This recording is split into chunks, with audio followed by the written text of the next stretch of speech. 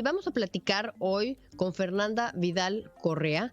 Ella es investigadora de la Universidad Panamericana y siempre es un tema importantísimo que tenemos que estar muy atentos, es el de la relación México-Estados Unidos, sobre todo ahora que tenemos un nuevo gobierno por acá. Así es que te doy la bienvenida, Fernanda Vidal Correa, para platicar de este asunto tan importante. ¿Cómo estás? Bienvenida. Hola, ¿qué tal? Buenas tardes a todo tu auditorio. Pues sí, es un tema importante. Siempre hay que estar atentos a cuál va a ser nuestra relación con los Estados Unidos. Estamos frente a un nuevo gobierno, la relación va a cambiar dramáticamente y pues siempre es importante estar al pendiente de qué es lo que esperamos. ¿Cuál es tu punto de vista? Bueno, en el caso de la relación México-Estados Unidos siempre ha sido una relación que se modifica muchísimo de acuerdo a quienes están liderando los países. En este caso vemos a un presidente, Joseph Biden, con una agenda muy importante en materia de cambio climático, en materia de energías limpias. Lo vimos regresar rápidamente, ¿no?, al Acuerdo de París. Y en ese sentido vemos de este otro lado a un presidente que desconfía muchísimo de las energías renovables, en buena medida tal vez porque muchas de estas están en manos de privados y eso no va con la agenda del actual presidente en México. Y estos temas, digamos, son los que pueden llegar a un punto de desencuentro, ¿no? Lo veíamos con nuestro presidente y el presidente Donald Trump, en donde mientras la frontera se mantuviera segura, la frontera se mantuviera casi cerrada, el presidente Donald Trump básicamente no tenía ya nada más que decirle a nuestro gobierno. Pero en el caso de la nueva administración y en el caso de los acuerdos internacionales de los que México forma parte, políticas de cambio climático, políticas de energía limpia, pueden generar ya un reto, ¿no?, en términos de la relación bilateral. Y en el caso del gobierno mexicano, digamos que no se empezó con el pie derecho, se mandaron una serie de señales contraproducentes, por llamarle de alguna manera, ¿no? Desde el hecho de no reconocer de manera inmediata una llamada telefónica, ¿no?, que Joseph Biden gana las elecciones, hasta lo último que vimos, por ejemplo, con la propuesta de asilo a Julian Assange, o el claro perdón, por llamarlo de alguna manera, al general Cienfuegos, pues no mandan una buena señal en términos de la relación bilateral. Ahora, habiendo dicho esto, es importante reconocer que ambos presidentes saben que la relación es sumamente importante.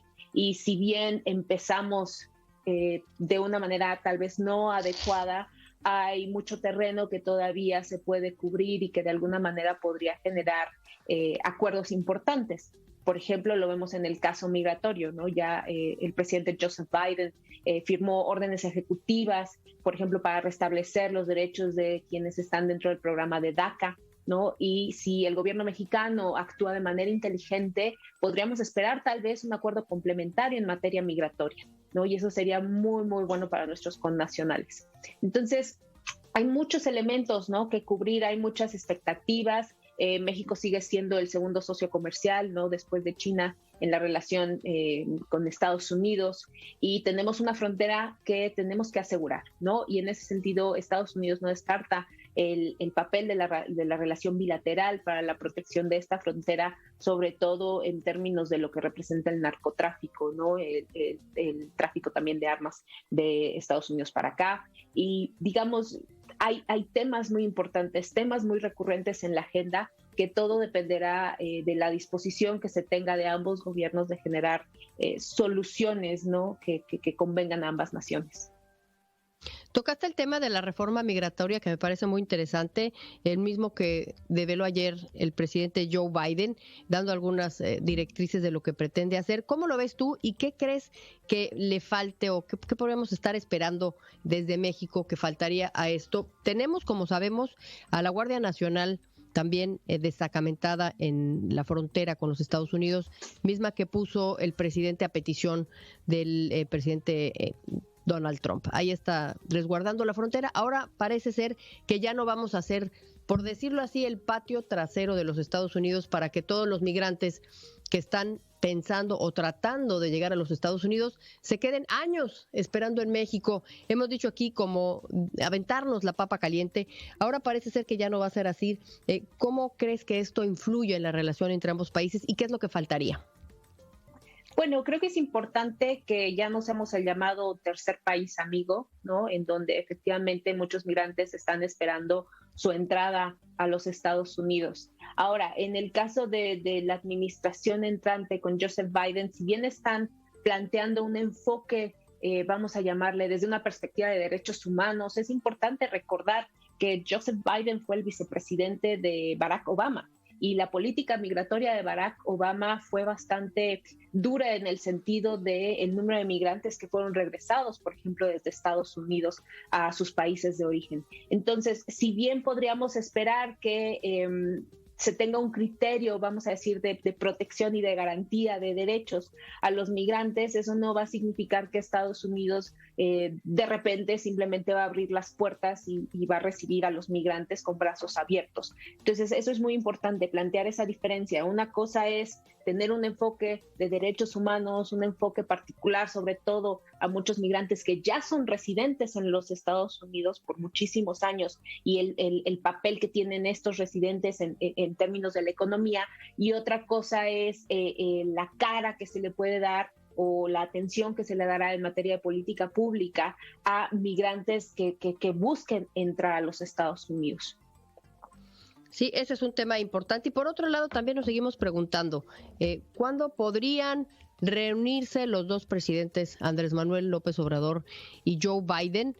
Sabemos que Andrés Manuel López Obrador fue uno de los pocos presidentes que no, ahí tenemos como un problema de imagen, uno de los pocos presidentes que no reconoció a tiempo que Joe Biden había ganado la presidencia, argumentando que no se iba a meter en los problemas ajenos de otros países cuando sí reconoce los de América Latina. El hecho es que no lo reconoce, se enfría un poquito ahí la relación. Después sí tienen una llamada telefónica ambos, pero no se ve la invitación, todavía no surge, siendo que sí le hizo una invitación a Vladimir Putin cuando habló con él. A Joe Biden no le hace una invitación, Joe Biden tampoco le hace una invitación. ¿Qué tan importante crees tú que esto ya se haga, que haya una invitación, o qué lectura podemos darle a que no se haya dado? Bueno, creo que es una parte muy importante los símbolos, ¿no? Todos los símbolos que se dan en materia de política internacional siempre son significativos como para dar un mensaje de estabilidad, como para dar verdaderamente un mensaje de entendimiento y de correspondencia. Entonces es importante, ¿no?, que efectivamente se dé esta reunión. También hay que entender que la situación que estamos viviendo en este momento es un poco excepcional, ¿no? En el sentido de la posibilidad de reunir a dos líderes, digamos, en una situación de pandemia, en una situación que además hay una crisis energética en este momento que debe ser atendida y que no necesariamente entonces eso genera que las agendas, ¿no?, se puedan generar acuerdos y que en las agendas haya coincidencia. Entonces, tampoco yo, digamos, leería mucho en el hecho de que hasta el momento no se han reunido, pero sí esperaría que se tenga que dar una reunión a más tardar en otoño, ¿no? Como un mensaje de acuerdo, de entendimiento y de generar verdaderamente políticas binacionales en materia energética, migración, seguridad, etcétera. Uh-huh. Y el otro tema que también es importante cuando se habla en estos tiempos de pandemia, de una relación con nuestro vecino del norte que está llevando a cabo una campaña de vacunación muy acertada. De hecho, Estados Unidos es de los que más vacunas ha puesto, aunque Israel sabemos que ha vacunado ya casi toda su población porque es menor, pero Estados Unidos es el que más vacunas ha puesto, el que mejor se ha comportado en este asunto, y por otro lado, el vecino del sur es de los que menos vacunas ha puesto. Entonces, como compartimos una frontera, pues sí se puede, es una frontera porosa, por decirlo así, pues esto puede ser un riesgo para los Estados Unidos, el hecho de que los contagios de este lado de la frontera no se limiten o no se paren. ¿Esto cómo puede afectar en una relación bilateral entre ambos países? La diferente manera en la que ambos afrontan una crisis que sí es global, pero que los países la han enfrentado de diferente manera. Bueno, hay un impacto muy importante en términos de lo que pueda significar un mal manejo de la pandemia de este lado de la frontera en relación a lo que se está haciendo en Estados Unidos. No hay que olvidar que si bien se está vacunando en Estados Unidos a un ritmo impresionante, ¿no?, también porque cuentan con las vacunas para estar haciendo este proceso de vacunación, no hay que descartar que existen las mutaciones, ¿no?, que se dan en los virus, y entonces que Estados Unidos garantice la protección de su población con estas vacunas no significa que lo garanticen para cualquier mutación, y esas mutaciones se pueden estar dando de este lado de la frontera si México no hace su parte en vacunar. Entonces yo anticiparía que si no vemos, digamos, una campaña mucho más expedita de vacunación en México, muy probablemente sí se podría generar, al menos desde Estados Unidos, digamos, un ofrecimiento de ayuda, no solo, no en términos, digamos, de operación,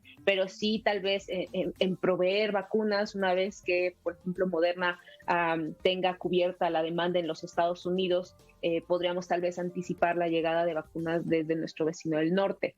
Ahora, también hay que ver qué va a pasar con las vacunas que vienen desde Rusia y China y cómo eso podría tal vez satisfacer la demanda que hay en México, ¿no? Pero efectivamente puede tener consecuencias importantes. No veo yo que esto de alguna manera tenga un impacto, por ejemplo, en el comercio, ¿no? Y en el movimiento de mercancías y en el movimiento de capitales de manera inmediata, porque eso tendría consecuencias devastadoras. Pero sí, digamos, y eso podría pasar en muchísimos países, que en un futuro no muy lejano se pueda poner, por ejemplo, la exigencia de un certificado de vacunación como para entrar a un país. Y entonces, pues no hay que olvidar que los viajes en términos de negocios son los más importantes en el mundo, ¿no? Y ese viaje que se da de manera constante entre México y los Estados Unidos, pues sí es importante como para siempre tener vínculos y reafirmar las relaciones comerciales que ya existen. Ya para terminar, te tengo que preguntar cuál es tu opinión al respecto, porque ahorita que dices viajes, ¿qué tal el viaje fuga a Cancún del senador Ted Cruz, que decide dejar todo la era de hielo por la que estaban pasando sus representados justamente en Texas para salir corriendo a las playas paradisíacas de Cancún para pasar allá un fin de semana calientito, y que finalmente pues lo descubren en el aeropuerto, que pensaba que no iba a ser descubierto porque estaba con el cubrebocas, y resulta que sí, tuvo que regresar. ¿Cómo ves esto? Hazme tu comentario, porque es del trending de acá, el trending de acá. Claro, el trending siempre pasa, ¿no? Como Bernie Sanders, que también fue trending.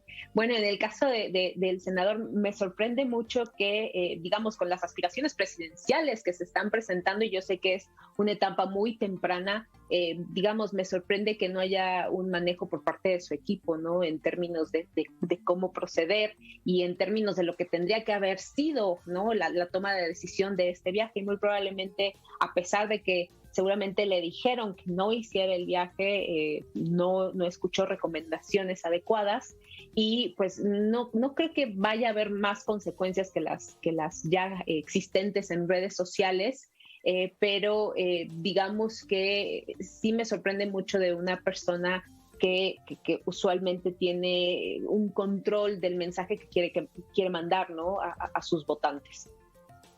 Pues sí, llama la atención, sobre todo porque es un senador que lleva 10 años en la política, y cómo no se le ocurrió que una cosa como esta pues iba a causar tanto alboroto, la fuga a Cancún. Te agradezco muchísimo, Fernanda Vidal, tu comentario del día de hoy en cuanto a la relación México-Estados Unidos. Vamos a estar al pendiente contigo y te contactaremos más adelante. Por lo pronto, que tengas un excelente fin de semana y muchísimas gracias. Gracias, igualmente. Saludos. Saludos por allá.